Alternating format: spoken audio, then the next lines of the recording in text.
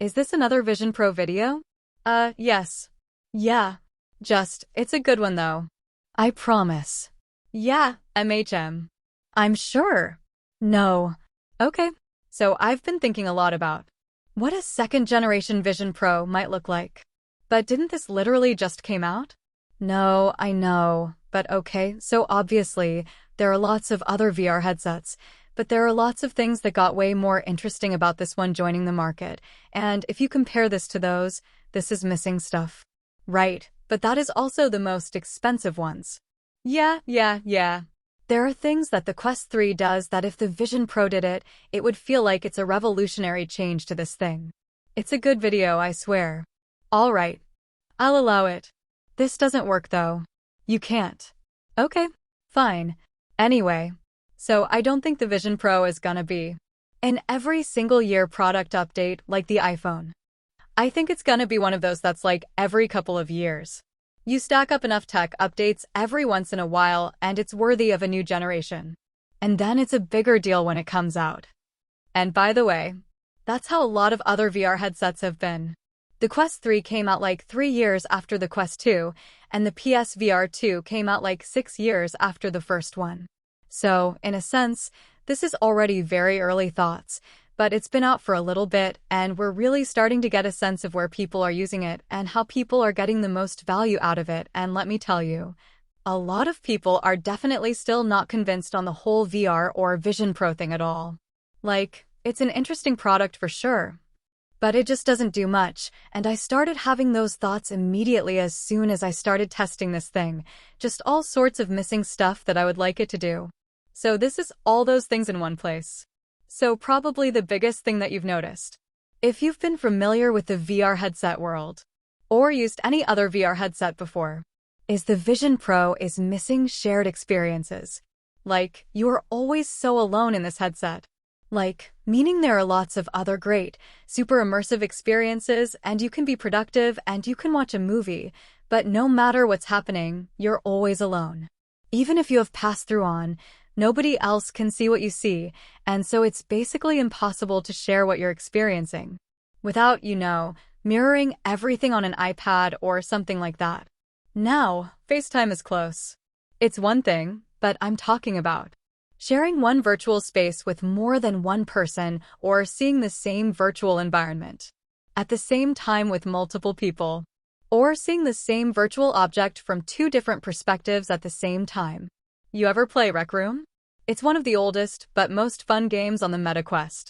It's just so simple. You're just out there having fun. But it's a bunch of people running around a room or an environment to different game areas, where they can jump into an experience and play a game together. So, in that digital space, you look around and see other people, and I use people with air quotes, but you see them. They see you, and you can see the same environment from different angles at the same time, and explore it together.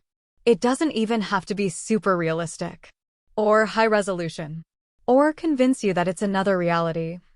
But it's just way more social and interactive and fun that way. But on Apple Vision Pro, aside from FaceTime really, all of the other experiences, it's just you in there solo. Like, there's nobody else in there. So, no matter what you're doing, no matter how immersive the movie is or no matter how good the game is around you, you're in there by yourself and nobody else can see what you're seeing. Like, here's a basic example. How sick would it be if you and the person next to you on a plane could sync up your experiences and both watch the same movie in a virtual theater at the same time? Simple as that. Or maybe if you were manipulating a 3D object in space, wouldn't it make a ton of sense for someone else to be able to share that object with you so that they can see how you're manipulating it? Like, it feels like it just makes too much sense. I told you guys about that Sky Guide app, which has you look up and there's all the stars and the constellations, and it shows you where they're all supposed to be. It is pretty awesome. Funny enough, there's a laser pointer feature that lets you point a laser pointer at the sky and circle around and point at things and draw things, but still, nobody can see what you're pointing at with the laser, even if they have a Vision Pro. So there are 2 basic types of shared experiences that it would just be great for Apple to add to this thing. The first one is two different people with Vision Pros are in the same room with pass-through on, and one of them drops a virtual object into that room and the other can see it at the same time. Manipulate the object. They can see it as well. Great. The other is two different people with Vision Pros in different places, halfway across the world. Doesn't matter. They both turn on or join the same virtual environment and can see it at the same time. As of right now, I believe the first one is harder because the way these headsets work with the pass-through is, basically, in real time, they are mapping the volume of space around you with the sensors on the front of it, the surfaces, the walls, the floor, the objects around you, and everything. That's how Vision OS is able to lock your apps floating in 3D space, and how it's casting shadows onto different surfaces in your room with decent accuracy. But there's no guarantee that, if you're in a room with someone else who also has a headset on, that both your headsets are mapping the room in the exact same way. Like, maybe I place an object into space, but your headset doesn't see space there, so it's confused, or it doesn't map my hands or what I'm manipulating in the exact same way. It's just not exactly guaranteed to be the same, but the other kind. Just sharing a virtual environment someone builds with anyone anywhere in the world seems like a no-brainer. Like, being able to watch a movie in a virtual movie theater with someone else who also gets a seat in that movie theater. Playing an obvious multiplayer game in the same environment. Like, this stuff is pretty basic with VR. I love multiplayer table tennis in the Quest. It's one of my favorite shared VR experiences. You can play against people anywhere else in the world. There's all kinds of other multiplayer games like this in VR. That is a huge part of the VR gaming experience, and I just wonder why this doesn't have that yet. It seems like a huge, huge thing, especially, and I know, you know, Apple has environments that they've built in and they're massive and high resolution, but you can only move a little bit before you're out of the play zone, if you will. It's fascinating. I wonder if that's something to do with the way Apple thinks about these environments. Nevertheless, what I know is that's the #1 missing feature on the Vision Pro that I'd love to see in a second gen. Now, the other big one that stands out to me is, if I want to use Vision Pro a lot in, let's say, multiple, just two different locations, home and work, I wish that it had a memory of all the windows and apps that I leave open in each place. See, Vision Pro is actually already amazing at this in one space. It's seriously incredible. Windows stay locked to where you leave them as it live maps its way around your space. So you can pin something to a wall and then walk around and pin something to another wall or just in the middle of the room. Leave the room, come back, they're still there. I even tried. Ready for this? I pinned a window right here between these two cars in the parking lot. Then I turned and walked away, just left it behind me in the parking lot, walked inside, walked all the way down this long hallway, totally out of sight, around another corner into the studio. And sure enough, that window is still right there where I left it between those spaces in the parking lot. The only thing holding it back from being nearly perfect is occlusion. Basically, the only thing that ever gets between the window and you is your own arms and hands, which is usually totally fine, but if you have something like around a corner, it doesn't put the wall in between you and the window, which is where it should be. So, sometimes it gets a little wonky, but overall 9 out of 10, already really cool, but the second it gets dinged is when you want to do this in more than one space. So let's say at home, I've set up all these sweet monitors. I've got a virtual TV in one room and a game and some windows all over the walls or whatever. Cool. I pack it up, I drive here to the studio, and I put it on, and the second I start opening apps here, they have to disappear from home. They basically disappear from any other space and open in your new space. So there is no memory of different older spaces, so when I go back home, my windows are all gonna be gone, and I'll have to set them each individually up again. Not a huge deal, but if it had a memory, wouldn't that just make sense? I wonder if you could set up like little beacons. Like, all it really probably needs is like a QR code or some visual identifier.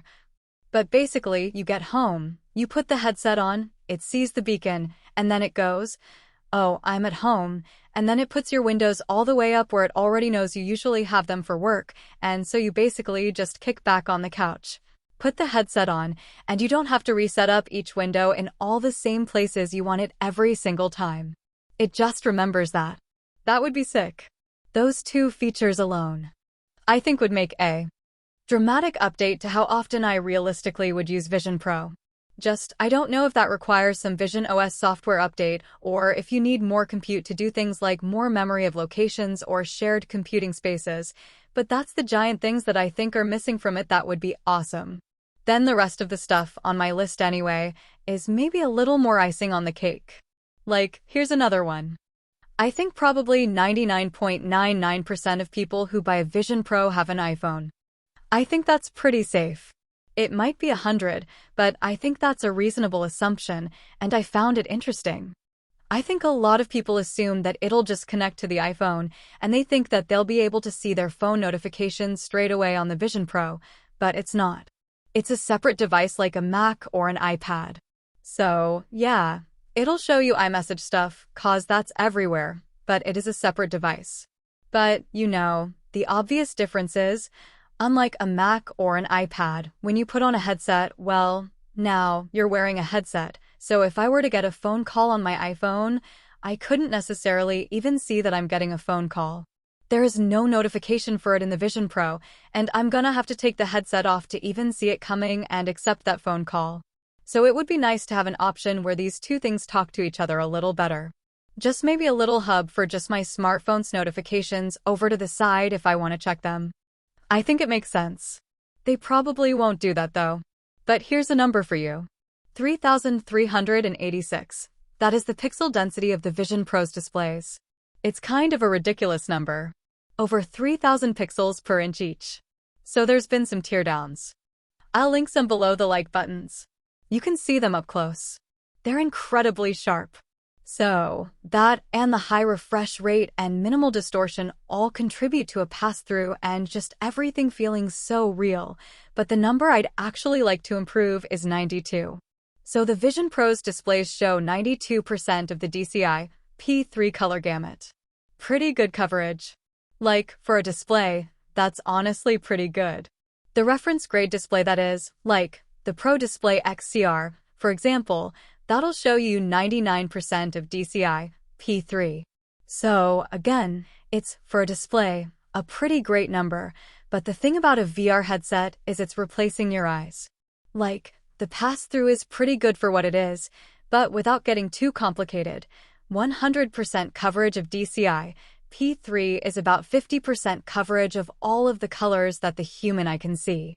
So this headset looks great and it's very sharp, but it's only showing me a little less than half of the colors of reality. So I wonder how much they can improve that, because the human eye is obviously insane. It has crazy dynamic range and foveated rendering and great sharpness and all that fun stuff, but, Apple's been really good at a lot of displays for a long time, and these are some incredible displays. So, field of view, wider please, but also, just generally more color would be interesting. There's lots of other little things that are obvious, like weight reduction please, of course. Higher quality screen recording is a niche little request of mine, but I think would help a lot for people trying to make videos with these things. Also, even more specific, keyboard pass-through while in an environment. So you're in an environment, you're typing, you've got your virtual Mac display, and if it can see and recognize my hands after a scan, I think it would be nice if you could also build in a feature to scan your keyboard or recognize the keyboard of your MacBook. Just 'cause it's gonna look the same every time, kind of like my hands. All that being said, I'm sure there are more things that people, are thinking about on their lists, but let me know what you think about Apple Vision Pro Gen 2. Thanks you for watching video. Please subscribe for more videos. Bye!